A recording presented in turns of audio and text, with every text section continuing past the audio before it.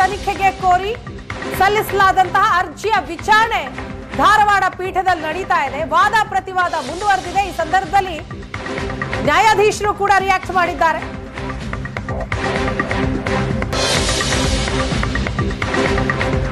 ಲೋಕಾಯುಕ್ತ ತನಿಖೆ ಬೇಕು ಅಂತ ಅರ್ಜಿ ಸಲ್ಲಿಸಿದ್ದೀರಿ.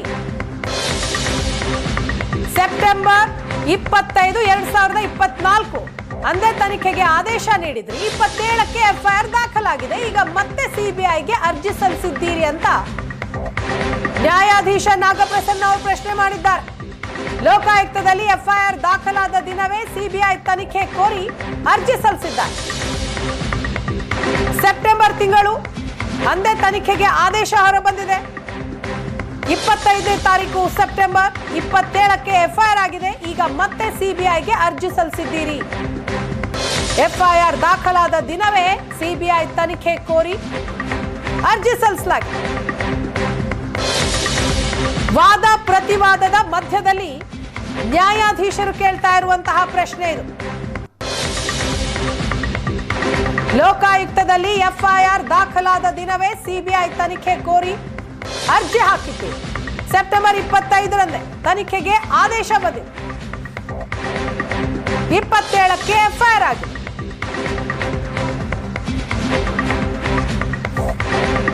ಇದಕ್ಕೂ ಮುನ್ನ ದೇವರಾಜು ಪರ ವಕೀಲ ದುಷ್ಯಂತ್ ದವೆ ಅವರು ವಾದ ಮಾಡ್ತಾ ಇದ್ರು. ಬಡ ಕಕ್ಷಿದಾರನ ಪರವಾಗಿ ಮಾತ್ರ ನಾನಿಲ್ಲಿ ವಾದ ಮಾಡ್ತಾ ಇದ್ದೀನಿ.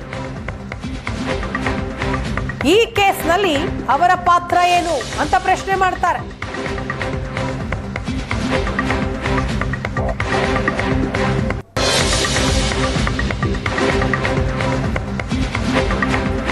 ದೇವರಾಜು ವಿರುದ್ಧ ಭ್ರಷ್ಟಾಚಾರ ಆರೋಪ ಎಲ್ಲಿದೆ? ಅವರು ಯಾವ ರೀತಿ ಮೋಸ ಮಾಡಿದ್ದಾರೆ ಅಂತ ಪ್ರಶ್ನಿಸಿದ್ದಾರೆ. 20 ವರ್ಷದಿಂದ ಕಾನೂನು ಬಾಹಿರ ಕೃತ್ಯ ನಡೆದಿದೆಯಾ?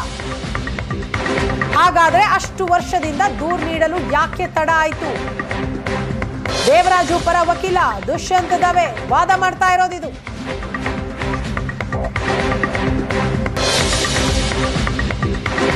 ಕಳೆದ 20 ವರ್ಷದಿಂದ ಕಾನೂನು ಬಾಹಿರ ಕೃತ್ಯ ನಡೆದಿದೆಯಾ? ಹಾಗಾದ್ರೆ ಅಷ್ಟು ವರ್ಷದಿಂದ ದೂರು ನೀಡೋದಕ್ಕೆ ಯಾಕೆ ತಡ ಆಯಿತು ಅಂತ ಪ್ರಶ್ನಿಸಿದ್ದಾರೆ.